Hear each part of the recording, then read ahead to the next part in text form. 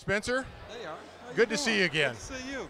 Spencer Haywood, probably one of the greatest players that I can ever remember, and one of my heroes growing up. I thought I was trying to emulate you, but you know what? I was a whole lot more like Tom Boerwinkle. Well, you know, this is so great to be here with this program tonight, but also even great news that the Sonics are coming back here, and that's not like we hope that's the case. That's not fiction. Right. That is reality. Right. Yeah. Tell us about in 2008 when you got the word that the Sonics were leaving. How did that strike you?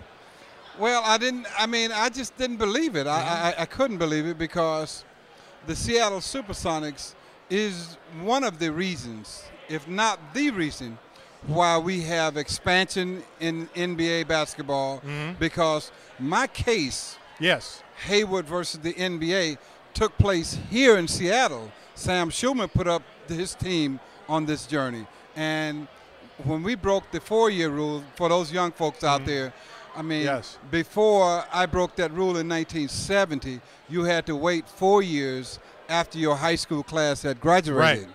And so as much as influence as you had on the court, that was a tremendous breakthrough. Tremendous for breakthrough. Opportunity. Yeah, because you see all of a sudden we had guys coming in early. I mean, mostly guys out of college after 2 or 3 years.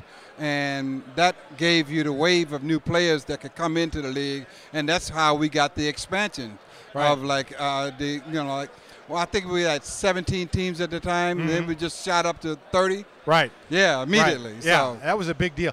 Tell me about, I remember when you were in the ABA and Sam Schulman had the guts to do what he did.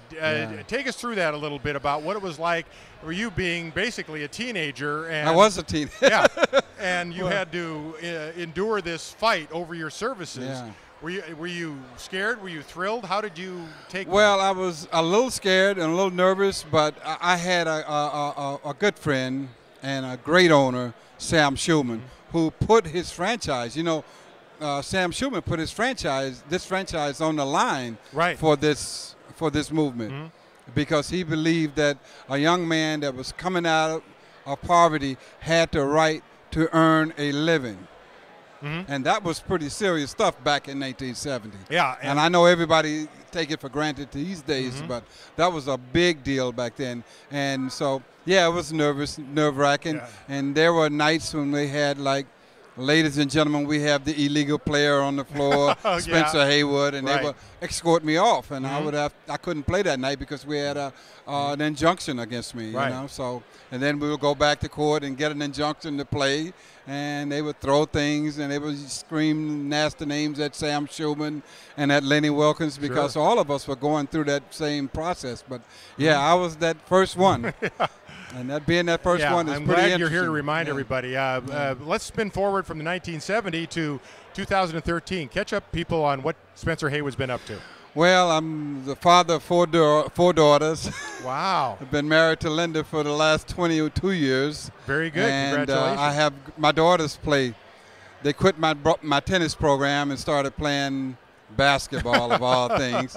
And I have one daughter. I have a senior at Northern Illinois University. She's a senior. She's played 4 years there. And you're living where? And I live in Las Vegas. Okay. And in Michigan. Yeah. Right. So, well, Spencer, it's just been a delight to see you here again, and I'm glad you came back to Seattle and got a chance to visit. And the Star of the Year is about history. It's about contemporary athletes, and you are a very large part of Seattle sports history. Thanks for being here.